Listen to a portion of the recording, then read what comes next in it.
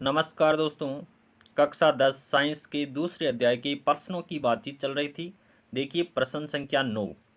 5 विलियन ABCDE की जब सार्वत्रिक सूचक से जांच की जाती है तो पीएच के मान क्रमशः 4, 1, 11, 7 एवं 9 प्राप्त होते हैं। कौन सा विलियन, पहला प्रश्न है, कौन सा विलियन उदासीन है? तो देखिए जिसका पीएच मान 7 होता है, 7 पर क्या होता है, न्यूट्रल होता है। जिसका पीएच मान 7 है वो क्या है, उदासीन है।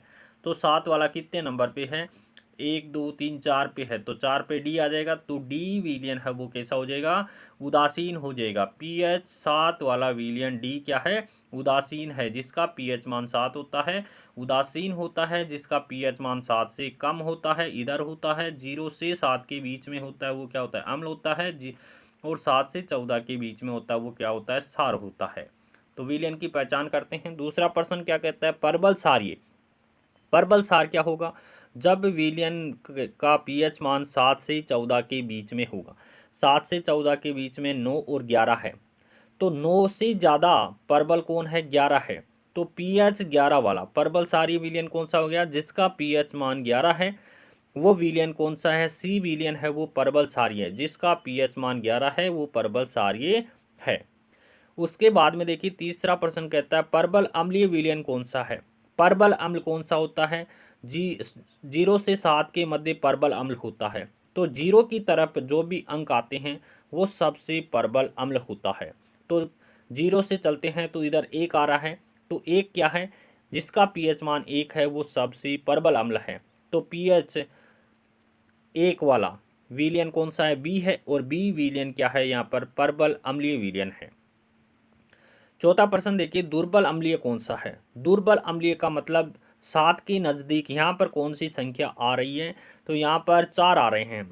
तो 4 वाला क्या है, दुर्बल अम्लीय। जिसका पीएच मान 4 है वो विलयन ए है। और ए विलयन कैसा है, दुर्बल अम्लीय विलयन है। उसके बाद में देखिए ई वाला प्रश्न है, दुर्बल क्षारीय विलयन कौन सा है। दुर्बल क्षार का मतलब यहाँ कौन सी संख्या आ रही है, तो 7 के बाद में 9 आ रहे हैं। तो 9 वाला पीएच मान जिसका 9 है वो विलयन ई है। और ई विलयन क्या है, दुर्बल क्षार है। हाइड्रोजन आयन सांद्रता के बढ़ते क्रम के मान को इस प्रकार से होंगे। देखिए हाइड्रोजन आयन की सांद्रता सबसे ज़्यादा किसमें और सबसे कम है। देखिए विलयन सी है उसमें हाइड्रोजन आयन की सांद्रता सबसे कम है।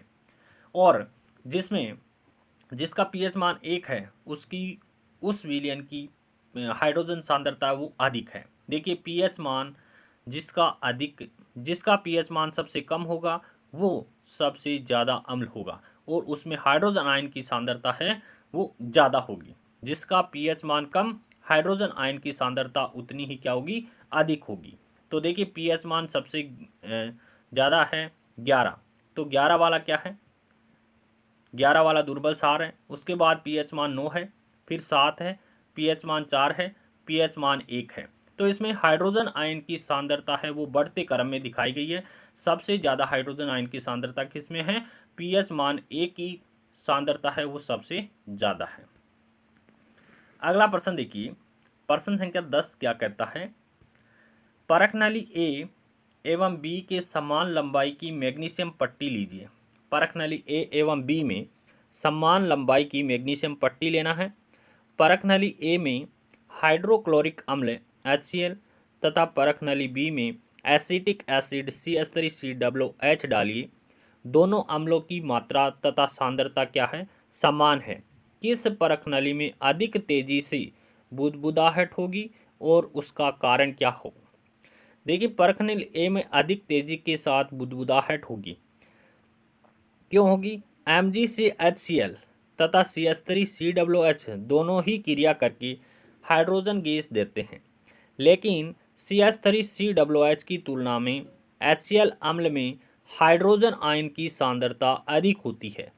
इसलिए ये क्या है, परबल अम्ल है। और परबल अम्ल होने के कारण अधिक तीव्रता से क्रिया करेगा, जिससे अधिक तेजी के साथ बुदबुदाहट उत्पन्न होगी।